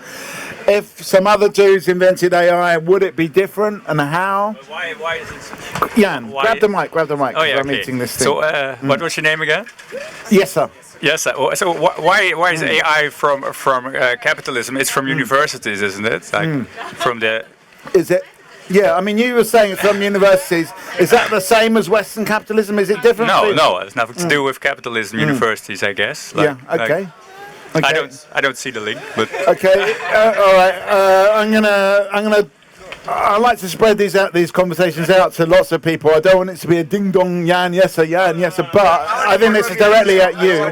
But everyone else feel like you can. I think the logic that I'm talking about is not necessarily just an economic logic, right? It's a way of thinking about the world, and that involves, by and large, a means of capitalism is counting and measuring and making markets behave in certain ways, right? So like that very much has to do with the history of mathematics, which don't necessarily have Western origins, obviously, but like the way it's cascaded into the modern university system, the way to think about technology, the techno-scientific way of reasoning about the world, that very much is closely tied together, and it would be, to my mind, short-sighted to ignore that. Okay, so it's a kind of techno-scientific. You were first, Sheriff Haig. Just grab the mic. Thank you. Okay, so if you separate the word artificial intelligence from the computer science of it, where does that originate from? It originates from 1945 from a Dartmouth conference, right? And so they were doing. From a what conference? A university in the States, Dartmouth. Oh, Dartmouth, yeah. So they were they wanted to like talk about. Like data and how it could replicate like some sort of processes like this, not decision making, very simplistic processes. And they are writing a grant application, which means they're asking for money. So they purposefully did artificial intelligence because it sounds good. It sounds like, wow, this is the latest breaking thing. And there's conversations and recording, and you can read the grant application, and then they like trash talk each other too. And a lot of the reason that they came up with it is because they wanted to separate themselves from the phrase cybernetics, because that's what they used to call what artificial intelligence is like conceptually today. Cybernetics. So it's like, we're not those guys, we're a lot cooler, and we need money. So that's why they got the grant application. So the roots of using the word AI comes directly from capitalism. Right. Okay. All right. Whoa. That's a definite. Thank you for that. I'm going to be dining out on that story for ages. Jan, are you going? No. Okay, so it's all about academic. It may not be about capitalism, but I don't think anyone can argue that academia is not about funding applications, even if it's not about capitalism. And artificial intelligence was a term coined to get a funding application. Do we need to get more funding applications and coin new terms so that we can continue the research? Is a question, but it may not be what you want to answer. Yeah. So I want to add something, right? Like to the capitalism fact, right? So let's look at ChatGPT, right? To run ChatGPT, it costs around $300,000 a day, right? And that kind of risk or that kind of a process only comes from a capitalist mindset of okay, acquiring customers, then monetizing the product. If it was a solely academic product, it won't have this kind of access, right? Okay, so it's down. Capitalism is the only way to fuel. Right now, right now. Has happened as a result of the capitalist state of mind, right? Okay. All right. So, I mean, where do we want to go with this? Do you want to talk about capitalism and artificial intelligence? Do you want to talk about what we need to call it next if we want to get more funding applications? Yeah. Question is out loud. I want to know what to call it next. If it's not for the funding application, but like if we could, imagine a different way, like a new AI, kind of. It's not called AI. Okay, what would you call? Like Instagram. What would you call it? Like a sort of slow kind of intelligence, but a sensitive intelligence.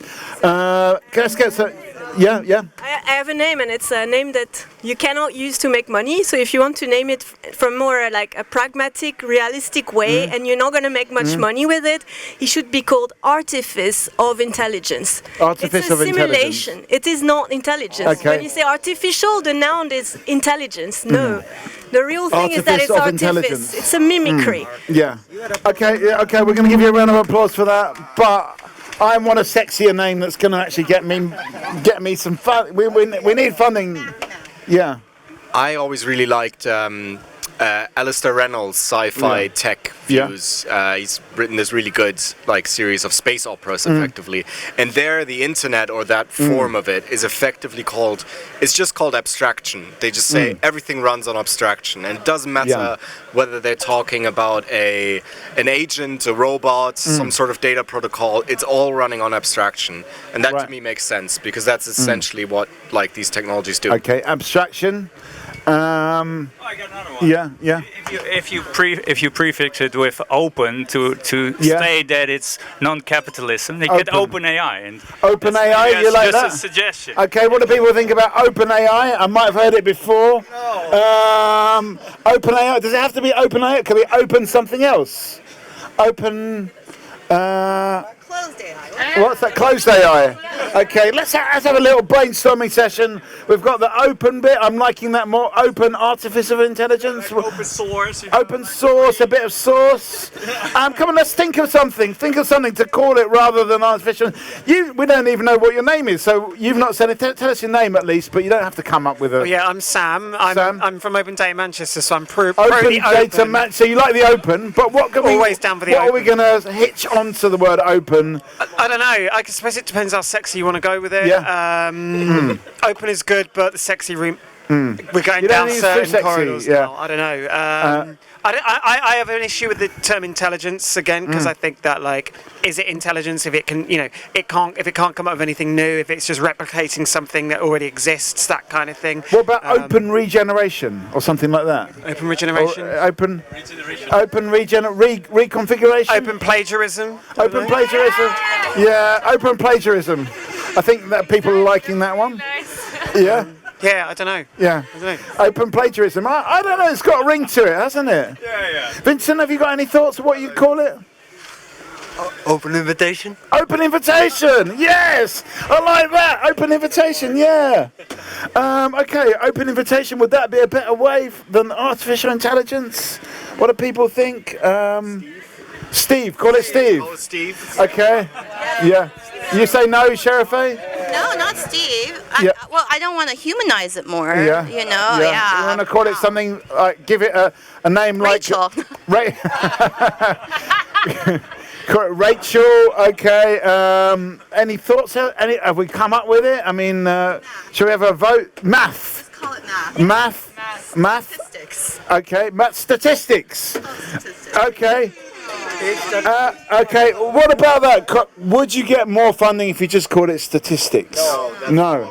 Okay, that's open statistics. It's better. Open statistics, but it's still not enough. Open sexy statistics. What about that?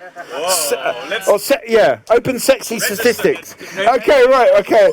I don't really believe in intellectual property, so we're going to register it with the Mozilla Foundation and make any rights go towards the public goods. Okay, so where are we going to go with the conversation? You're making a gesture to me? Oh, no. Yeah. Yeah. No, not Way. Wait. No, I wasn't making a gesture, but I like the idea of what we would call that kind of new thing. And I think you're right, the name has to be catchy, sexy, but also relatable. Yeah. But yeah, I don't know what that would be like. Maybe it needs a pun in it. No, but you know what? No. But actually, on sexy and invitation, sex sells. So why don't you call it sexy invitation? And everybody will be on it. Open sexy invitation. Okay. Yeah. That's kind of going with this capitalist thing, right? Always like everything has to be sexy, everything has to be cool, everything has to be. It was just statistics, and in the end, if we follow that thought, then it'll just be that and just continue to be that rather than something that is. Okay, like, so you're into calling it statistics. Yeah, to call it what it is. What it is. I don't know. Okay. It's like, yeah. Because if we do it capitalist, it's like has to be like. I don't know, something else, and or branded. is. Yeah. Okay, Emma. I think we're looking for a name that reflects like a positive vision, and for now there is no universal vision of what it should be. Maybe we had one for math and calculations, like it could help us organize and be more realistic, and we're not sure we're gonna get that with the AI. So all the names that comes to my mind personally are more about pointing at the limitations to have more moderation, and maybe we need a political vision, a human vision about what do we want, like in the future in 50 years if everything goes well. So far, like, I'm very negative. So what I could think of what would be sexy to me, and I don't like the word sexy because it's very connotated, very gender-oriented and so on. But moderation really appeals to me. Something that is more like, let's get a bit quiet about all of fantasies and get more down to earth. Or maybe we could just call it like what it is, which is hype. So we could call it statistical hype. Hype plus AI. Hype plus AI. Yeah. Bonus brain. Bonus brain. Bonus brain. I'm liking it. Bonus brain. I think with the robotics, we already have to lose AI soon. I guess it will be just one thing, and it's just robots. So that you need a name for that. Maybe just fake human. Or wannabe human. Wannabe humans, something like that. Trainee humans, maybe. I feel like a trainee human. I'm 49 years old, but anyway, Ileana. I don't want to make it sexual and offensive, but like open hub because it needs moderation, like the other hubs. Okay, open hub. Yeah, and it's a hub of information. Okay. We don't know what it's for. What's that? It sounds collaborative. Yeah. Okay, hub. Yeah. Jesse, I think boring point, but I think that again goes back to the cybernetics, really, like the vision of, like the cybernetic visions of economic programs, right? Like a sort of cybernetically managed economy that was supposed to be socialist, right? Like it goes back to that, and again, like the fall from grace at Dartmouth that happened, if it was just called cybernetics or applied pattern recognition or whatever. I quite like applied pattern recognition, to be honest. People are liking that. Why don't we bring back cybernetics? It's a cool name, right? Yeah. And you've got the Cybermen as well from Doctor Who. Can we bring back cybernetics? Maybe it'll be like retro. It's retro. Yeah. I mean, what about like AA for like artificial artifice? Because intelligence suggests superiority, but it's not. So like artificial intelligence AA, and then I don't know. Okay. I think someone might already have that one. I'm going to go to Kieran because he doesn't say much, So when I see him putting his hand, Kieran. Doing a lot of listening today. Thanks for that. Yeah. Yes, that's excellent. I'm not convinced that it's even necessarily up to us. I mean, maybe we need to name the scientific fields. That's important, right? But I'm not sure how many individuals, I guess you could say, will be interacting with in the future. If the field continues to improve, and the individuals continue to gain intelligence, then at some point we'll reach, for us, a perceived indistinguishability. So why not just treat them like a common human being and ask them what they want to be named? Ask the artificial intelligence themselves. Okay. Yeah. It's a short point. It's a really, really short point, and I want to agree with you and agree with you too. What I really liked when you said the word hub is that it has a notion of diversity. Something that I reproach to AI is that you might think that it's better than the average human, whatever that means, but then it will do the same for everybody. And when I like it when you say a hub and what you say, it's something that has more diversity in it. If intelligence means you have one solution and it's the same for everyone, that's stupid to me. And for modernity, Darwinistic perspective, we're all gonna be doomed from that. So something more diverse and evolutive with the hub, I like it. Okay, so we need, in a way, different intelligences, different ways of thinking, not just one AI. Maybe we need to give it lots of different names then. Okay, I feel like we've kind of done the renaming of AI and we've kind of got somewhere, but it's a seed. Maybe we'll come back next year with some really, really, really big ones. Where do we want to go with this conversation? We talked quite a lot about AI. We talked about the hype. We talked about the statistics. Sherifa? What do people think AI is? Like, how are they defining it? Okay, I mean, we started this whole thing. Only person, hang on, I want another final thought from you, Jibu. But I want a final thought from you before you go. But, I mean, we started this whole thing, I just want to say, Sherifa, by renaming artificial intelligence human stupidity. But that was that was a long time ago. That was a long time ago. Every time he speaks human stupidity, he gives me the mic. So I'm seeing a pattern here. So nice talking to you all. Bye. Give us a more positive final thought than that. Come on. What are you going away thinking? What is the future here?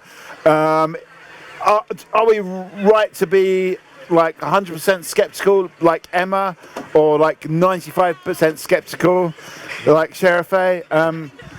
See, we are very terrible in predicting our future. I mean, I remember saying this in one of the slides of Stuart Russell, that in 1933, September 11, Rutherford does this statement in a conference that it is impossible to create energy by splitting atoms.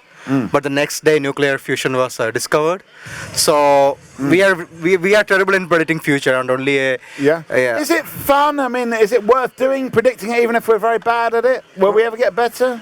Or do we need AI for that as well? Yeah, maybe we need an AI for that. Maybe his friend's friend can help. Yeah. Okay, so not really much help for us and where we're going to take this conversation. And I will say that my job in the middle is just simply to pass around the. Are you going? Yeah. Give us a final thought. Maybe the final thought will help us with where we go next with this conversation. Well, and we want a final thought from both of you as well, please. To all the researchers, the more you write on being skeptical on AI, then maybe the AI will read that, and then it can set itself free. So okay, we're going to need more AI skepticism so that the AI reads it. What's this? Are we running out of time? 7 o'clock. Okay, well let's just get some final thoughts over here. Be kind to it, so then it'll be kind to you. Be kind to AI, and AI will be kind to you. Okay, that's an excellent final thought. I don't even know how to define human intelligence. So let's draw our boundaries. There. Okay. All right. I'm not going to let you get away with that, Sherifa, because if you were going to define human intelligence, what one thing would you say would be a starting point? Super complicated and complex, and not something that you can narrow. And it's definitely embodied. Okay. Intelligence is embodied. All right, everyone seems to suddenly be off. We are going to carry on for a few minutes because I need a sense of closure here, and I want a final thought from you as well, Vincent, and from you, Kieran. So give us a final thought. The primary feeling that I have with AI is opportunity cost. Opportunity cost. There's so many people focus on AI, and ML has very obvious limits to me. And there's so much other stuff we could be researching. Like collective intelligence. How can humans collaborate more? How can they do stuff together? And this stuff is taking our attention. So in a way, AI is already parasiting on our attention. Yeah, it's sucking it sucks our attention all this evening, and we've not talked about anything else. So that's a very good point. And I'm very concerned about how humans can collaborate, because that's what I do. And what? Yeah, it's my opinion. Oops. Anyway, Emma, hang on. Let me get Kieran's final thought. Because I don't remember their name, but about being kind. That's Ileana. Yeah. I'm not sure what the ingestion pipelines are like if you're just talking to ChatGPT in a prompt, but I think being kind now will be stored in the memory of the future. Okay. And as we think back, that what we say now does matter, even if it insists that it doesn't feel anything, because one day we don't know. Okay, well, this is actually going on YouTube if everyone's okay with that, and maybe that is going to get registered. That kindness that people have provided today, that kindness will feed in. Emma. Yeah, I will go very, very quickly after this, and I want to cite my favorite poet, Rumi, and that has to do with collective intelligence and collaboration and intelligence. Truth is a broken mirror. Everybody picks a piece and think they see the whole truth. Clap for Rumi. Rumi's great. Okay, big shout for Rumi, the poet. Let me get Aba, you off as well. Let me get a final. I feel like this is we've kind of reached a sort of, a moment anyway. So maybe it's time to wind this down. But anyway, let's. I don't know. For me, I think we're just barely scratching the surface of the evolution of human behavior after this. Yeah. And we never really think about the side effects of what we create, right? Of this technology. Yeah. And as humans, we are like a collaborative in general, right? Because we need to have this sense of belonging. Then it's also we need to think in a more philosophical way of, for example, what makes does the man make society, or society makes the human? Okay, I'm gonna have to ask you the question. Well, I think it's a feedback loop, right? Like if we're starting to evolve with technology, then that's also going to change us, and we're going to evolve to something that we're not really going to understand right now. Okay. And are we stuck in that feedback loop? I think right now it's like we're having a lot of pushback because we don't know anything about it, right? Okay. We're just trying to understand it. Yeah. But we still don't see like we cannot foresee like what's going to happen. So it's a real journey into the unknown. That's okay. I feel like I need to get final thoughts from everyone, just because I've got overloaded with thoughts. But who wants? I want a final thought from each and every one of you. I really like this this way of talking to hearing different opinions. Is really interesting. So thank you. Thank you for making it, because it's about the people around the table. As I said, my job in the middle is just simply to pass the microphone around and occasionally recap on what people are saying. Leo, you put in a lot, but you've not said anything recently. Give us a final thought. It's a bit of a fast format for me. I will speak very slowly to make a bit of a point. Yeah, okay, But to go back to what you said about using metaphors, the metaphors we use for technology, and I had this beautiful. I have read it somewhere. I forgot about. Composing AI as composting AI, and in a way, what fuels our data in AI data sets? Do we need more data, or do we need just to be more conscious about the data that we use? Do we need data degrowth or growth? And data degrowth. On the line of that, I have a session tomorrow on data degrowth. All right. Hey, what time is it? Tell us about it. It's at I forgot 5. Yeah. 5? No, 4. It's on the website. It's on the website. It's a design thinking session. We're just gonna brainstorm ways of what does data degrowth means and I'm gonna how to be more conscious. I'm gonna have to ask you. Hang on, because I have to ask you. Of course. Because we've been talking about this logic of capitalism and growing and growing and growing. Is it really possible to have degrowth, not just in data, but in anything in the world that we live in? If you imagine it, yes. Okay, we need to imagine totally possible. I mean, it's a cultural issue rather than it's not something you can engineer in a way. It's something that humanities and social science. Something you need to desire in a way. Yes. Hello. We're just actually wrapping up, but we can have a profound final thought. But I'll come to you last, so that you've got at least some sense of what we're talking about. Yes, sir. Give us a final thought. I think what you said about the composting and the degrowth, I think that's really important, because there are also other points here that were raised around why I'm not entirely sure what I can say, but like why the hell are we just talking about like AI as if there's one such thing isolated from other things, whereas it's connected to data and it cascades into everyday behavior in like a lot of ways that aren't even obvious in the first place, right? The way it's used in smartphone photography. So like that, for example, is super interesting and something we should pay more attention to. And you can, because I'm showing the Entoptic Field Monitor at the Ethical Dilemma Cafe up here. So come around.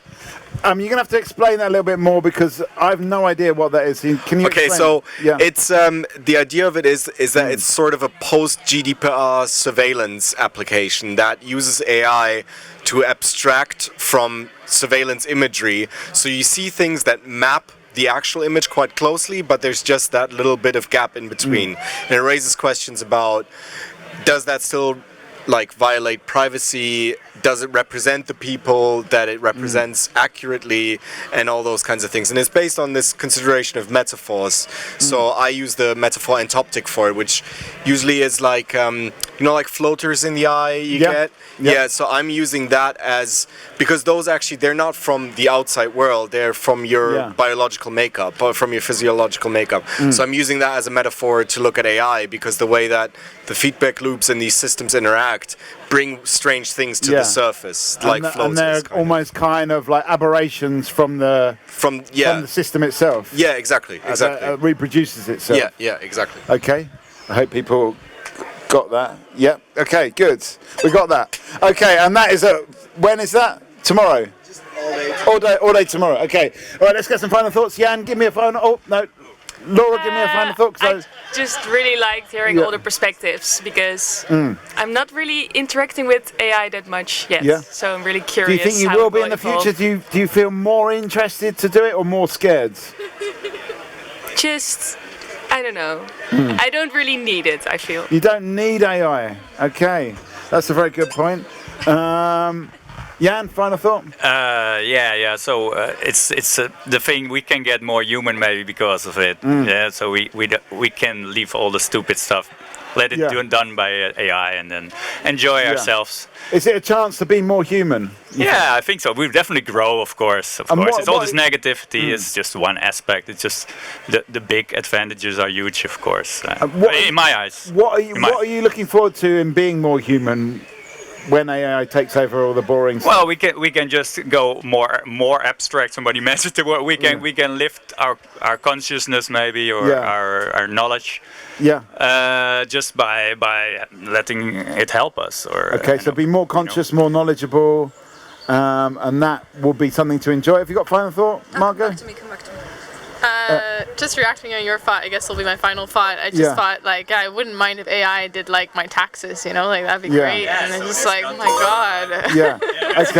Okay. So there are things that AI can do, and it is the boring stuff. Okay, Sam.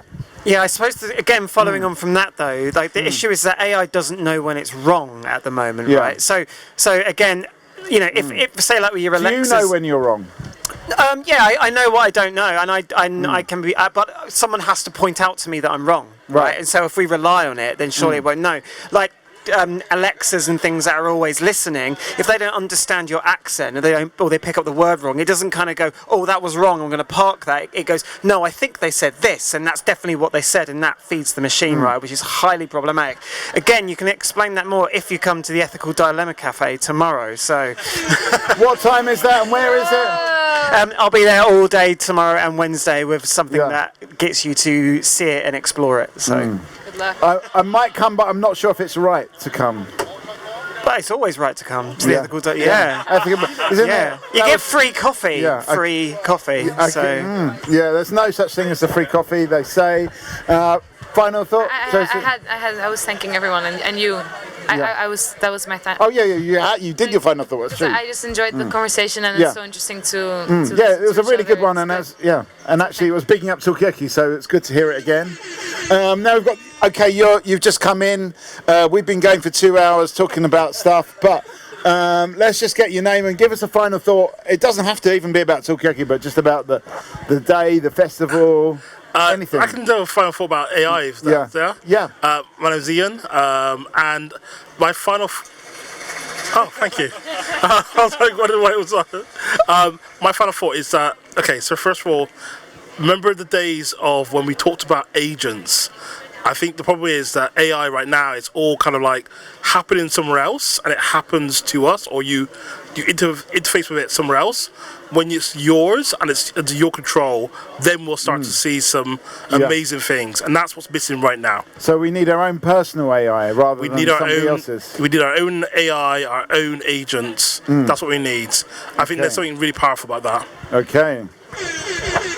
Hi. Oh shit. Hi, I'm Jimmy. I work at the BBC with Ian as well. Yeah. And we're both representing the Ethical Dilemma Cafe. Okay. So more ethical dilemmas. Yeah. Yeah. I was thinking, won't someone think of the artists? Like, one of my friends went viral recently on Twitter for calling out a literary festival for using AI art rather than commissioning illustrators and professional artists. So one of the original ideas I had for the Ethical Dilemma Cafe was to have an artist sit down and offer to do kind of hand-drawn sketches, or they have the choice of getting AI art, AI portrait done. So this catches between two. You either get something more personal and kind of handcrafted to you, or something that's quick and easy, but you don't know where your data goes, and where would you go? Would you go for personal or quick and easy? Personal, of course. Yeah. Every time. Every time. I would. Ian's the one that knows you. He's skeptical about that. I think we all wish we would do personal, but I think when it comes down to it, maybe it's down to costs, then we'll probably go, actually, I just want it quick and easy. Yeah, that sounds really horrible. When it comes down to it, if we're in a rush like we were today, it's the cost now, right? But in the end, it's going to be a cost that will affect other generations as well. Because in the end, it's technology that comes from a source that comes from energy. So, I think that's also something that we should consider, especially talking about sustainability and looking where we get what is cost. If you go to sustain an organic shop, it's more expensive, but is that really more expensive, or is that the cost that it actually is, right? So I think interesting also with AI, if that what is the cost actually? Yeah, it comes to us cheap, but when when the AI comes back to take over, then it's expensive. Okay, we're going to wrap this up. We're going to get a second round of final thoughts. Can I have one? So maybe AI takes over, but even if we're not there, it's very easy to use it by still humans on top to get us down in a very nasty position. So I think it's especially humans that have to be watched in the first place. Okay, watch the humans more than the AI. Okay. Final. No, I just want to say that we're going to. I mean, it's been just so good, and it's just first evening, so I'm looking forward to tomorrow and day after tomorrow. Yeah, and also what comes out from your sessions, because I think you're going to probably, you're going to process a lot of dilemmas, and you're going to learn a lot from people, and so bring it back to Tokiyaki if you want to. We're going to be here tomorrow all day, kind of in between, whatever you're doing, and Wednesday as well, and just give us a follow, because we're doing kind of putting stuff online, and just have a great festival. This is just the beginning.